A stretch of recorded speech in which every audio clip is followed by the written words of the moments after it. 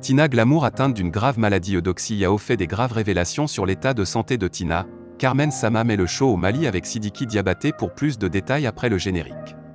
Avant de commencer, n'oubliez pas de vous abonner et d'activer la cloche de notification car cela va vous permettre de ne plus manquer à nos prochaines vidéos. C'est parti!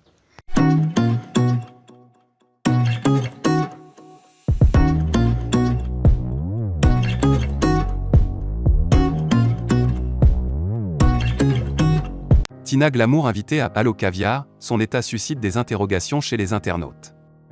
Les internautes réagissent sur l'état de Tina Glamour lors de son passage à un talk show. Tina Glamour était l'invitée de l'émission de vacances Allo Caviar de ce lundi 1er août 2022 présentée par la coach à Mon Chic et diffusée sur Live TV. Son passage à cette émission fait couler beaucoup d'encre et de salive. Un état qui suscite des interrogations. En effet, dans ce numéro consacré à la relation entre belle-mère et belle-fille, la mère de feu Diji Arafat s'est étalée sur sa relation avec Carmen Sama, son ex-belle-fille. Au-delà de tout ce qu'elle a pu dire sur cette liaison pas très rose, l'état de l'invité a retenu l'attention des internautes et des téléspectateurs. Lors de son passage à cette émission, la Djadja semblait pas très confortable. Langage monotone et alourdi, Tina ne semblait pas dans son état habituel. En tout cas, ceux qui ont l'habitude de suivre ses sorties médiatiques ont bien pu le constater. Selon plusieurs commentaires sur internet, la chanteuse présentait les signes de quelqu'un qui était saoulé. Pour eux, les responsables de la chaîne ne devaient pas laisser l'artiste se présenter dans un tel état. Tina encore sous le choc? La chanteuse présentait l'état d'une personne affectée émotionnellement.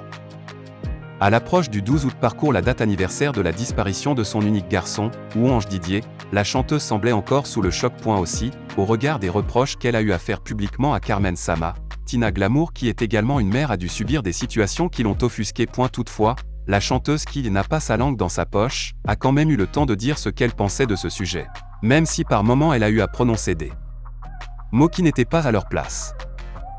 Rappelons que Tina Glamour sera en concert le 12 août prochain au Palais de la Culture de Treichville dans le cadre de la célébration de ses 30 ans de carrière. Dans le cadre de la session ordinaire de la Conférence nationale d'expression citoyenne de Génération et Peuple Solidaire, GPS, Guillaume Soro a fait, samedi dernier, une adresse à ses partisans faisant référence aux difficultés de tous ordres dont lui et ses camarades sont l'objet depuis 2019. Il a salué leur détermination et engagement demeuré intact, qui permet à GPS de réaffirmer son ambition pour la Côte d'Ivoire, en bâtissant la paix. La paix est notre plus précieux don et doit être notre inlassable quête, car sans la justice et la vérité parmi les humains, la guerre de tous contre tous nous mènerait droit dans l'abîme. Or, héritiers de la vie, nous devons nous efforcer de la transmettre dans des conditions meilleures que celles dans lesquelles nous l'avons reçue, a laissé entendre Guillaume Soro, qui a porté un regard critique sur le fonctionnement des institutions sous-régionales et continentales. La région ouest-africaine tout particulièrement aura vécu l'effondrement de l'ensemble de ses repères paradigmatiques.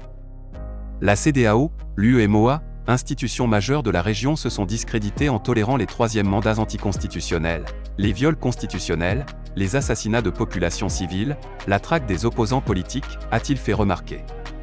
Poursuivant, le leader de GPS s'est appesanti sur la situation de son pays. Force est de constater que les optimistes qui se berçaient de l'espoir d'un règlement définitif par le biais de la réconciliation des contentieux politiques qui ne cessent de rythmer la vie sociopolitique du pays depuis 2 décennies, semblent de plus en plus déchantés.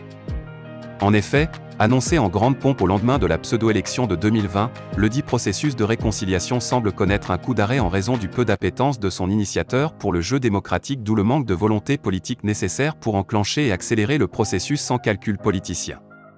Par ses agissements, le régime actuel a fini de convaincre qu'il lui appartient, de façon unilatérale, de se choisir les fils et filles de la Côte d'Ivoire avec qui il entend se réconcilier au mépris des intérêts et de l'avenir du pays. Car si la volonté politique de faire une vraie réconciliation en Côte d'Ivoire existait, cela se saurait. On n'aurait pas besoin de distribuer au compte-gouttes quelques décrets de grâce par-ci, quelques libérations par là. Face à ce tableau sombre, Guillaume Soro exhorte ses partisans à garder les yeux rivés vers l'avenir. Je voudrais exhorter chacune et chacun au calme et à l'apaisement, mais surtout à la sérénité.